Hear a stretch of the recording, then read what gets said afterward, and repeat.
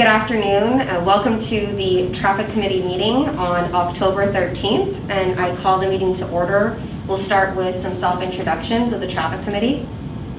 My name is Melissa Demirci, and I'm part of the Traffic Division at West Covina. Jana Robbins with the West Covina Traffic Department. Michael Ackerman, City Engineer. Sergeant Brian Daniels, West Covina Police Department, Traffic Bureau. And with that, we'll go ahead and begin, and we'll move to item 2, which is previous Traffic Committee items approved at the previous Traffic Committee meeting. This was an update specifically on actually Fairgrove Avenue. There's a minor text that we will update. And what it was is the city received a request from the police department to review the parking conditions at Fairgrove Avenue regarding various complaints. The committee unanimously decided to install no parking signs along that segment, and this will be going to City Council for final approval. With that, I will move on to item 3, which is new Traffic Committee items, and we will start with the first item, which is a lane ends signage consideration and review on Vincent Avenue. The city received a resident request to review the current lane configurations on Vincent Avenue. And install signage that will warn drivers that their number 3 lane ends along Vincent Avenue just north of the 10 freeway. And currently there are no clear signages or pavement legends marked indicating that that lane is ending. We did do an analysis of the area, and we determined that per CMUTCD to install lane ends symbol sign as well as a right lane end signage on the east side of Vincent Avenue to warn motorists that the lane does end. And it will provide motorists with a reminder the lane is ending so that motorists can prepare to merge left. And we are also recommending, as part of our analysis, to install lane reduction transition pavement arrows along Vincent Avenue per section 3B09 of the CMUTCD. This will guide traffic through transition areas where the number of through lanes is reduced, as shown in the diagram before you. And with that, I'd like to open it up to comments from the audience. And for the record, there are no audience members present, and there was no phone calls or requests for this item. And I will open up to comments or additions from committee members on this item.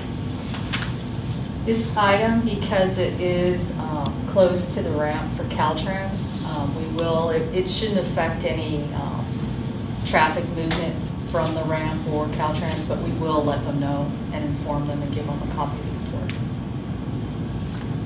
Any other member comments? No.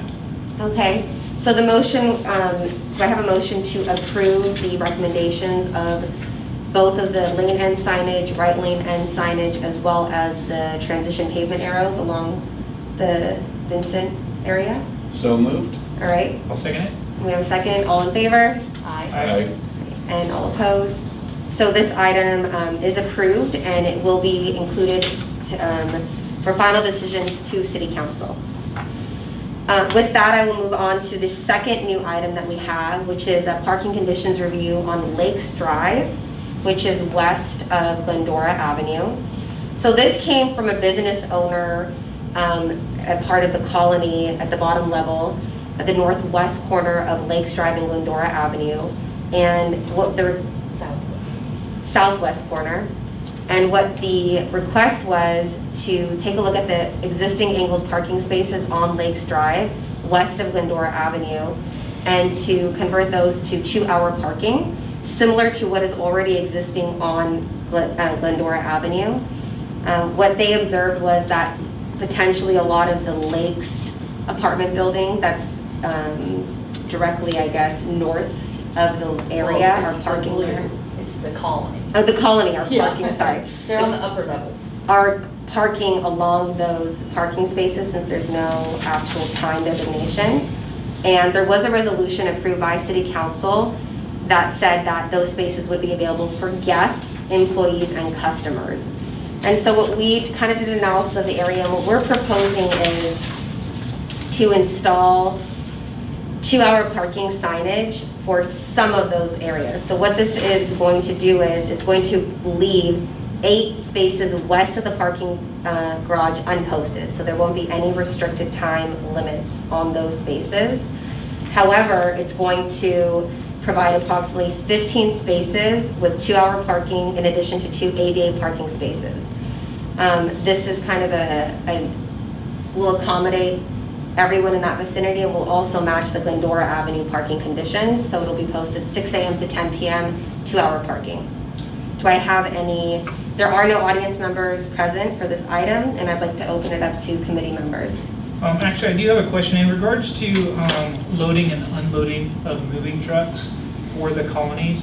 Is there any specific designated area for that? Because it's come to question in other situations that we've had in the past where somebody said that they just didn't have a place to put the moving truck.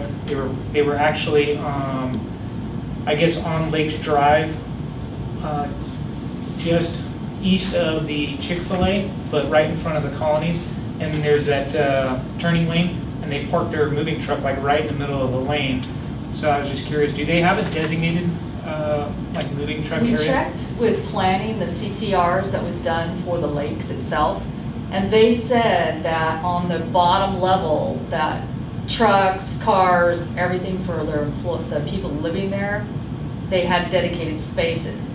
So in this respect, the burger person, the hamburger applicant, he also wanted loading zone, but since it was in the CCRs that it's supposed to be all on site, we didn't feel we wanted to take away unnecessarily some of the angled spaces. Because if you look, we don't have a good enough zoom area. There are some spaces, if it's like a van size, that are marked with the white diagonal painting, and it's in front of like a door, you know, it has, you know, like, it's like up to the 6th spot, there's some diagonal white lines that someone could pull in there and do a quick unloading and loading.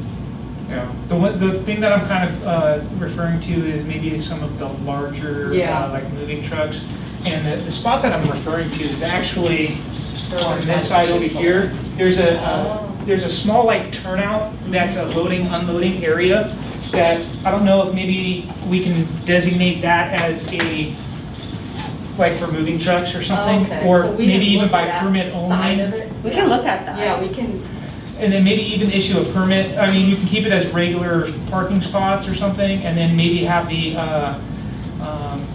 whether they get a city permit or whether they get a permit issued by the colonies themselves to basically restrict that area for someone who's moving in or moving out, and then that way it doesn't affect the loading of a larger vehicle. That makes sense.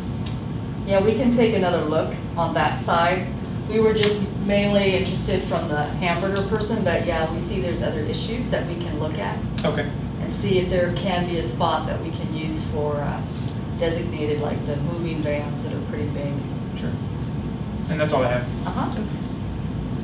So in relation to the 2-hour parking signage, do I have a motion to approve that recommendation where we will convert a portion of those angled parking spaces to 2-hour? I'll make a motion. Second? I'll second. All in favor? Aye. Aye. All opposed? All right, so this item also will go before City Council for final approval. And any audience comments on items not on the agenda? There are no audience members present. Any committee member comments on items not on the agenda? And with that, we will adjourn the meeting.